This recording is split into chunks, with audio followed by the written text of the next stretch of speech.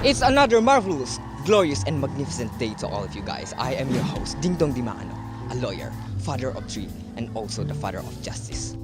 Your voice will be heard, your problem will be solved, justice will be served, and the truth shall set you free. Only here at Sumbong-Sumbong sa mas pinabonggang-bonggang Ding Dong. Now, let's talk about the first complaint that the show have received. This couple had misunderstanding, and we are here to judge who is the right or wrong. Let's watch their bungacious complaint. Sorry na, hindi ako nakakapagpaalam at malilit ako sa trabaho. Oh, sa trabaho na ako. Ay kayo bumangon na dyan, tanghali na. Oh, kahit na naman yung uhog mo. Bumangon ka na dyan, pahit-pahirayan. Napakasamlang mo naman. Now, let's hear both sides. I'm here with a complainant. Who are you again? Hi, I'm Kirara. Kirara, tell me, what seemed to be the problem? Sir, it's like this. I have a boyfriend, and then every time he leaves, he doesn't say goodbye or make paalam to me. It kinda annoys me because it didn't just happen once, it happens over and over again. That is unacceptable. I get it that you are upset and everything, but I will not immediately be on your side because I don't like the concept of being biased. So let's hear your partner's side. Mr. Dimagiba, please state the truth and defend your side. Mr. Dimano, it's like this. The first time it happened, maybe she was just tired or something. But before I left, I said goodbye and kissed her in her forehead. Keep in mind that I have a tight schedule as I'm a working student and the breadwinner of the family, so I have to work hard. So, is it my fault now? It's not like that, but I did apologize. No, you did not. Yes, I did. No, I you did. did not. Enough! Now I get it. Mr. Dimagiba apologized, but... Oh yes, you apologize. But you think it is a communication, huh? When I was not given much importance? Apparently, it is a communication, Miss Kirara, and it is called a transmission model of communication. Trans what? IHA. It is a transmission model of communication. You know what? Ellis and McClintock in 1990 described this model of communication as linear, one-way process in which the sender intentionally transmits a message to a receiver. How do you say so, Mr. Dimaan? In the video that we watch, we can clearly see that the message was transmitted successfully. He tried to explain it very well, and it seems like all his reasons are valid. Mr. Dimagiba, as the sender, has the responsibility to make sure that you, as the receiver, receives the message. Maybe the reason you didn't understand the message is because of the noise, particularly semantic noise, a noise that occurs in the encoding and decoding process. An example of this is you getting too emotional that you are having a hard time comprehending the meaning behind the message. So, you're saying that I am the problem here? No, it's me. No, actually my bad. I'm sorry. I should have interacted with you for us to understand each other and fix everything instead of crying all the time. To be honest, I didn't really understand a single word of what you said. Nothing runs through my mind but annoyance. No, I also want to make it clear to the audience that communication must have shared meaning or understanding. However, in our case, the receiver is not given much importance. Therefore, this model of communication is not applicable when discussing feelings because this model is only intended to reveal information to those who can see or hear it, such as television, music, painting, etc. Everyone, don't play your mucus or you will end up losing your focus.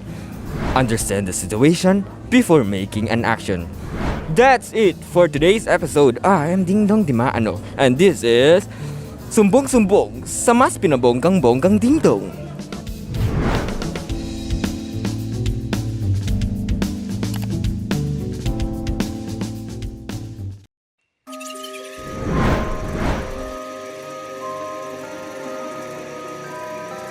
In an old building surrounded by trees and shrubs at Bulacan State University, there is a wise old sage often visited by students, seeking advice from him. He possesses a bizarre intellect and wisdom, and answer questions with profoundness and weight. A walking Google indeed. His name is... Tatalino, Tatalino. Oh, iyo. Tatalino, I have a problem and I hope you can help me solve it. What is it? We have an assignment about different model of communication and honestly, I don't have any idea what model is in the video I'm about to show you. Let me see, iho.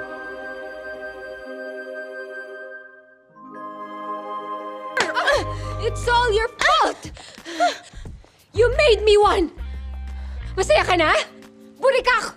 What the fuck is burikak? Eh di Google mo! Tang ina ka! Salamat ka! Pinagtsagaan kita dahil walang gustong maging kaibigan mo ng high school dahil mabaho yung hinig ang baho! That video is a perfect example of the interaction model of communication. Interaction? Yes, because I have seen an exchange of feedback between the two characters. Also, both parties interchangeably become the sender and receiver of the message. So you're saying that this model becomes a two-way process because of feedback? Which also make the communication more interactive. Exactly. Not only that, physical and physiological contexts were also present, especially on the scene after the wedding guest left the venue. The tension and hatred between the two characters increased as they were the only persons remaining at the venue, and nobody can stop them from arguing. They become more and more overridden by their emotions or anger. Take note that physical and psychological context can affect or influence communication process, just like in the video you've shown. Therefore, iho, you must remember to never let your emotions rule you whenever you talk to someone. Learn to listen and understand. You know that it is difficult to fix or reverse actions once the damage has been done. So always think twice. You're right, Tatalino. You're indeed matalino. Thank you so much, Tatalino. You're welcome. What a lucky young man! Tatalino saved the day. So, whenever you have something inside your head, just kneel before him and blow his mind with your query. He will help you deal with it.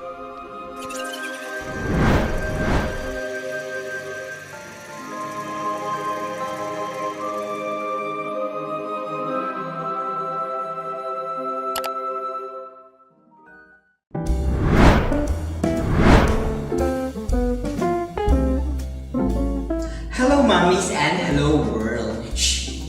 Wrong show. Okay. Hello, mommies. We are back to another fabulous and glamorous episode of Baklitang Ina, the show for the mimas. And a show for their nakshis.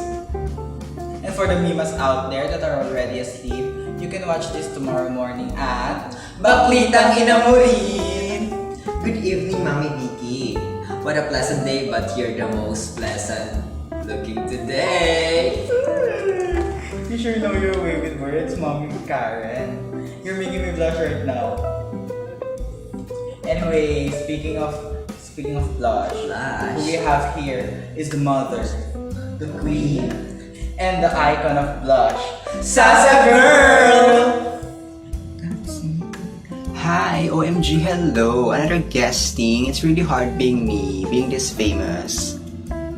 Mommy Vicky, Mommy Karen, why am I invited here again? We invited you here because of your viral video, Mima. What video? Is it my Twitter video? Kidding. You really are something, Mima. But not that. Let me show you what we are talking about. Mommies, let's watch this! Yung ano? Di ba nung isang araw, nung ano? Tapos yung, di ba? Oo nga, yung isang, Tapos di ba sabi mo pa nga yung ano, di ba? Hoy! Hindi ako yun ikaw kaya yun. You're really going viral, Mima. What was the idea behind that video? It was totally random and I thought it's funny because some podcasts are really like that. Like, they only understand each other's sentiments. It do be like that because sometimes we guys have previous interpersonal history that make us understand each other quick and efficiently that even people we're around doesn't even get us. I've heard it before, mommies. It is called transactional model of communication. It describes communication as a process which communicators generate social realities within social, relational, and cultural contexts, and the communicators are able to comprehend the shared meaning. In your video, we can see that the communicator generated social realities within relational context, having said that they have a podcast with a friend whom they have an interpersonal history with, and they get each other because, again, they have shared meanings! Ay pak, brainy mamshies. And that's what we call Transactional model of communication, ina! Again, thank you very much for accepting our invitation, Sasa. Such an honor to breathe the same air with you, Mima. Even though it kind of smells bad. Kidding! Look, Char, thank you as well, Mami Sa. This is such an honor for me too. And that's another episode of a fun but educational episode of Baklitang Ina! The show for the Mimas and the Mommies. And the show for the Nakshis.